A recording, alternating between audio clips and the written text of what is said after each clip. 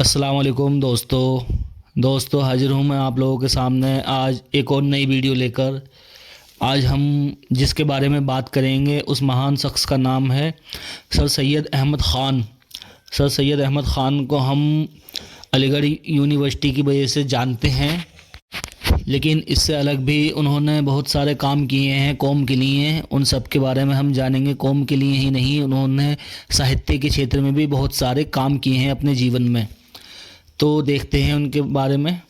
Sir Syed Ahmad Khan एक भारतीय मुस्लिम सुधारक, दार्शनिक और 19वीं सदी के एक महान शिक्षाविद थे। सर सैयद अहमद ख़ान का जन्म 17 अक्टूबर 1817 को सैयद मोहम्मद मुत्ताकी और अजीज़ उन निसा के घर दिल्ली में हुआ था। उनके परिवार की कई पीढ़ियाँ मुग़ल प्रशासन से अत्यधिक जुड़ी हुई थीं।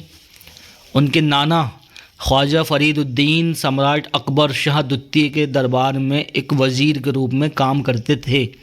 सर सैयद के पिता सैयद मोहम्मद मुत्ताकी व्यक्तिगत रूप से सम्राट अकबर शाह द्वितीय के करीबी थे और उनके निजी सलाहकारों में से एक थे।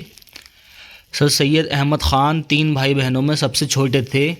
अपने बड़े भाई सैयद मोहम्मद बिन मुत्ताकी ख़ान और बड़ी बहन साफ़ियतुन निसा के साथ सर सैयद का पालन पोषण उनके नाना के घर पर हुआ था। उनकी मां अजीज़ुन निसा का उनके जीवन पर एक गहरा प्रभाव था। 1838 में अपने पिता की मृत्यु के बाद उन्हें अपने दादा और पिता की उपाधियां विरासत में मिली और सम्राट बहादुर शाह जफ़र द्वारा उन्हें आरिफ जंग की उपाधि से सम्मानित किया गया। वित्तीय कठिनाइयों ने सर सैयद की औपचारिक शिक्षा को समाप्त कर दिया। हालांकि उन्होंने विभिन्न विषयों पर पुस्तकों का उपयोग करते हुए निजी अध्ययन जारी रखा।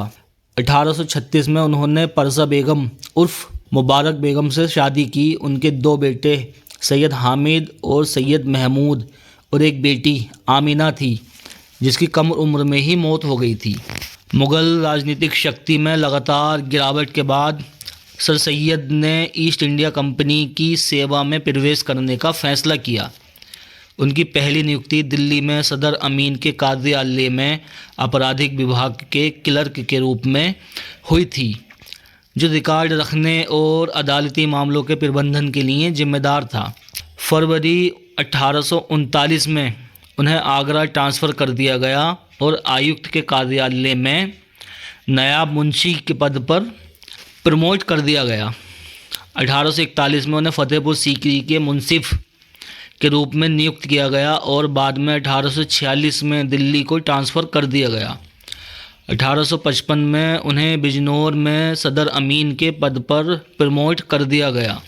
ब्रिटिश गवर्नमेंट के हाई ऑफिसर यानी कि ऊंचे दर्जे के ऑफिसर से उनके परिचित होने के कारण सर सैयद ने अदालतों में अपनी सेवा के दौरान ब्रिटिश औपनिवेशिक राजनीति के बारे में करीबी से ज्ञान प्राप्त किया।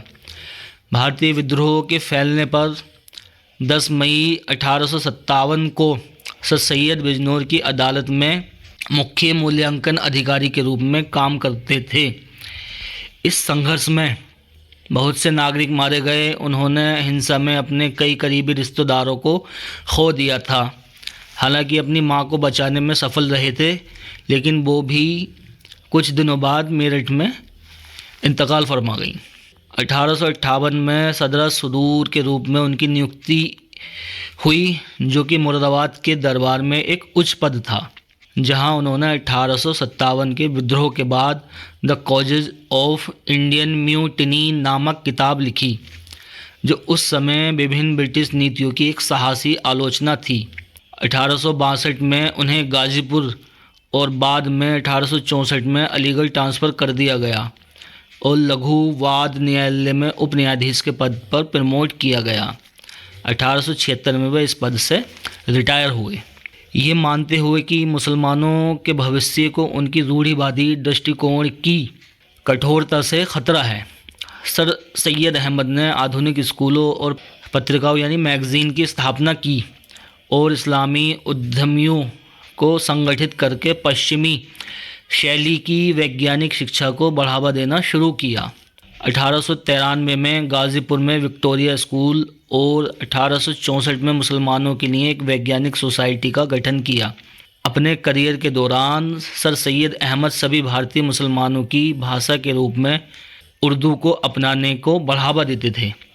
जूनियर क्लर्क के रूप में काम करते हुए सर सैयद ने 23 साल की उम्र से विभिन्न विषयों पर लेखन पर ध्यान देना शुरू कर दिया था।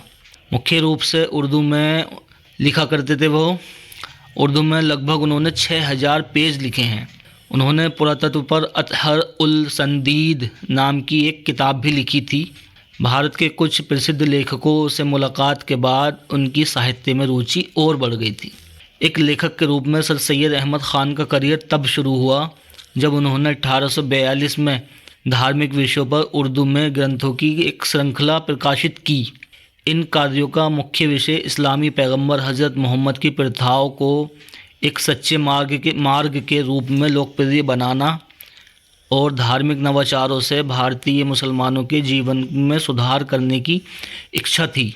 इतिहास हमेशा से ही सर सैयद के अध्ययन का पसंदीदा क्षेत्र था और 1840 में सर सैयद ने अपने संरक्षक रॉबर्ट NC हैमिल्टन के आदेश पर दिल्ली के तैमूर शासकों से लेकर बहादुर शाह जफ़र तक के बारे में कालानुक्रम तालिकाओं की एक किताब संकलित की।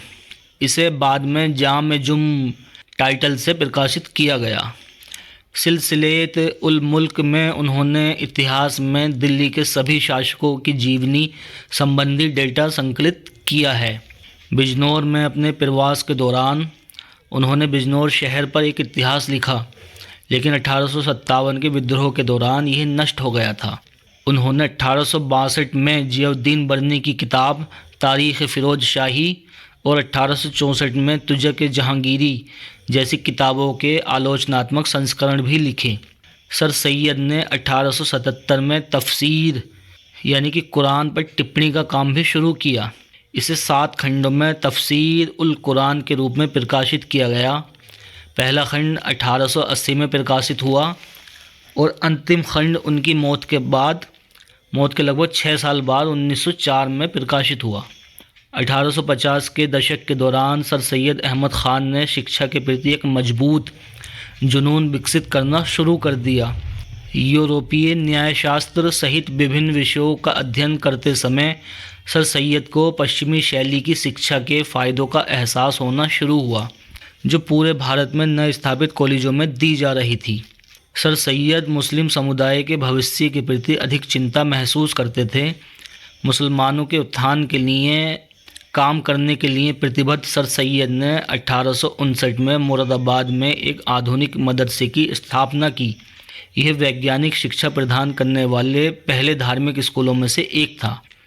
उन्होंने देश भर में शैक्षिक सुधारों को बढ़ावा देने के लिए गाज़ीपुर में साइंटिफिक सोसाइटी का गठन किया। 1864 में अलीगढ़ में अपने ट्रांसफ़र के बाद सर सैयद ने एक शिक्षक के रूप में पूरे दिल से काम करना शुरू कर दिया था। साइंटिफिक सोसाइटी को गाज़ीपुर से अलीगढ़ ट्रांसफ़र कर दिया गया और इसे साइंटिफिक सोसाइटी ऑफ अलीगढ़ का नाम दिया गया। सर सैयद ने देश के विभिन्न हिस्सों में मुस्लिम विद्वानों को इकट्ठा किया।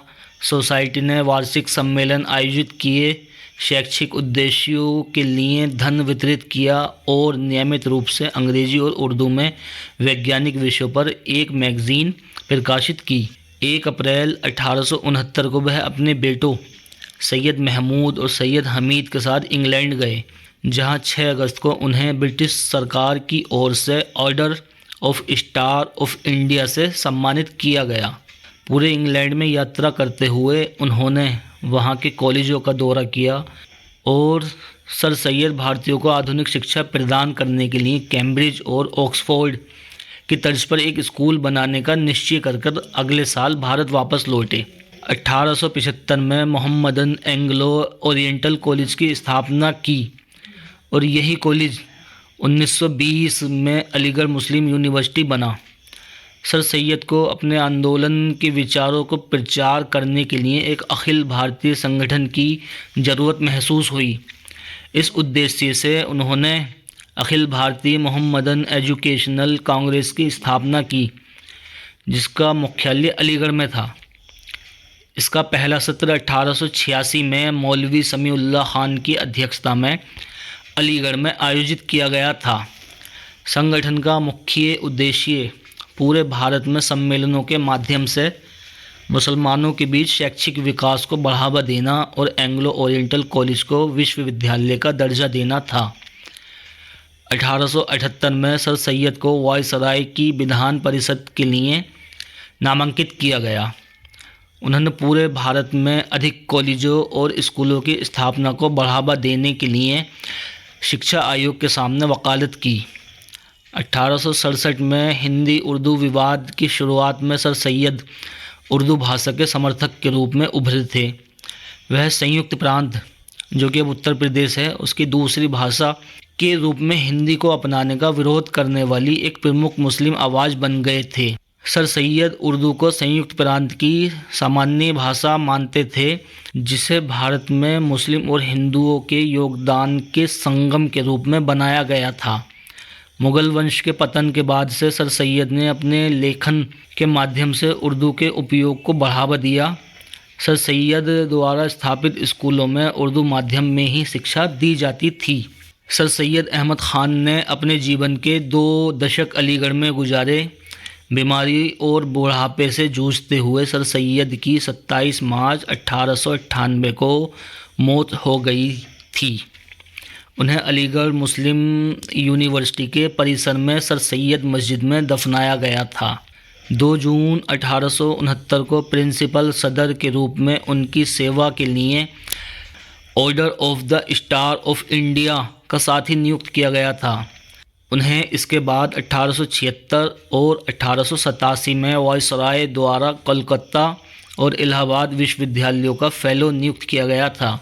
सर सैयद अहमद को बाद में खान बहादुर के प्रत्यय से भी सम्मानित किया गया था और बाद में ब्रिटिश सरकार द्वारा 1888 के नए साल के सम्मान में night commander of the order of the star of India के रूप में नाइट की उपाधि दी गई थी। इंपीरियल लेजिस्लेटिव काउंसिल की सदस्यता के माध्यम से उन्होंने LL.D की उपाधि प्राप्त की। एडिनबर्ग विश्वविद्यालय से मानद उपाधि हासिल की। इंडिया पोस्ट ने 1973 और 1998 में उनके सम्मान में डाक टिकट जारी किए थे। उन्हें 1889 में एडिनबर्ग विश्वविद्यालय से मानद LL.D से सम्मानित किया गया था। तो दोस्तों, ये थे सर सैयद अहमद ख़ान, जिन्होंने मुसलमानों की शिक्षा की खातिर अपना पूरा जीवन लगा दिया था। ये तो एक छोटा सा वीडियो है, असल में इनकी खिदमत को लिखें तो किताबें भर जाएं, जो कि यहाँ पर संभव नहीं है। तो दोस्तों, ऐसी और वीडियो देखने के लिए मेरे चैनल हीरो ऑफ हिजरी को सब्सक्राइब करें और वीडियो को अपने भाइयों के बीच में ज़्यादा से ज़्यादा शेयर करें। ठीक है साथियों, अब मिलते हैं अगली वीडियो में, तब तक के लिए